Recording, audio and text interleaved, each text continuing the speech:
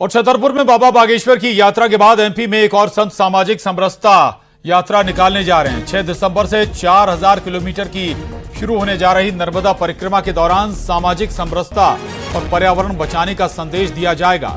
करुणाधाम आश्रम के पीठाधीश्वर सुदेश शांडिल्य इस यात्रा को निकालने जा रहे हैं। इसके पहले भी वो नर्मदा परिक्रमा कर चुके हैं। यात्रा को उन्होंने कहा है कि जब हम पैदल चलेंगे, लोगों से मिलेंगे तो सामाजिक समरसता आएगी। वहीं उन्होंने बाबा बागेश्वर के 1 करोड़ कट्टर हिंदू बनाने के बयान पर कहा कि हिंदू कभी कट्टर हो ही नहीं सकता। कट्टर का अर्थ होता है कठोर और हिंदू ऐसा कभी नहीं रहा है। वहीं हिंदू राष्ट्र को उन्होंने कहा कि वो हिंदू राष्ट्र के पक्ष में हमेशा रहे हैं और ऐसा होना भी चाहिए।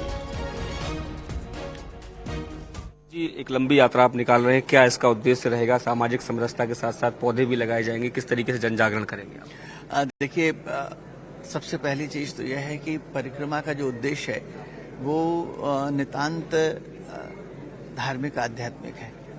इसमें हम माँ से बस केवल ये प्रार्थना करेंगे कि भगवती भारत को समृद्ध बनाए, राष्ट्र को समृद्ध बनाए और सबके मन में एक दूसरे के प्रति प्रेम हो।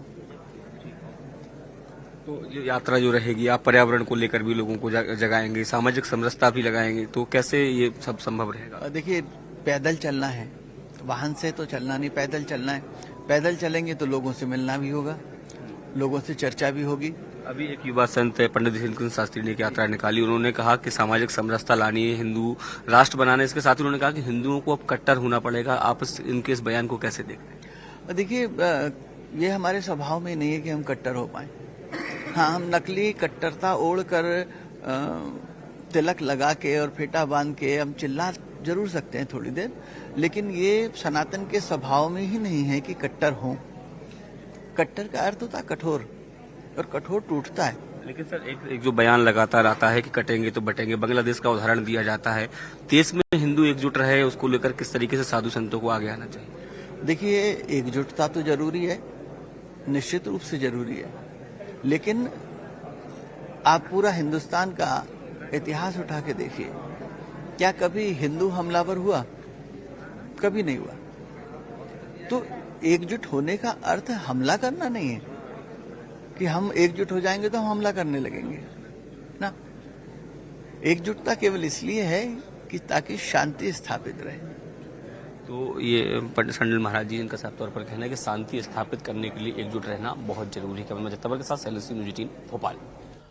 और गुना में पंचमुखी हनुमान मंदिर के महंत सियाराम दास ने बड़ा बयान दिया। उन्होंने कहा कि जैसे भूकंप कभी भी आ सकता है, वैसे जिहादी भी कभी भी आ सकते हैं और इसलिए हिंदू समाज को एकजुट होना होगा। उन्होंने कहा कि बांग्लादेश में हिंदू और संतों पर हो रहा अत्याचार के विरोध में 3 दिसंबर को प्रदर्शन किया जाएगा। तो गुना में सियाराम दास का ये बयान सामने आया है और उन्होंने कहा है कि भूकंप कभी भी आ सकता है, वैसे ही जिहादी भी कभी भी आ सकते हैं, इसलिए हिंदू समाज को एकजुट होना होगा। सियाराम दास भी हिंदुओं को एकजुट होने का आह्वान कर रहे हैं। उन्होंने कहा कि बांग्लादेश में हिंदू और संतों पर अत्याचार हो रहा है, इसके विरोध में प्रदर्शन भी करेंगे।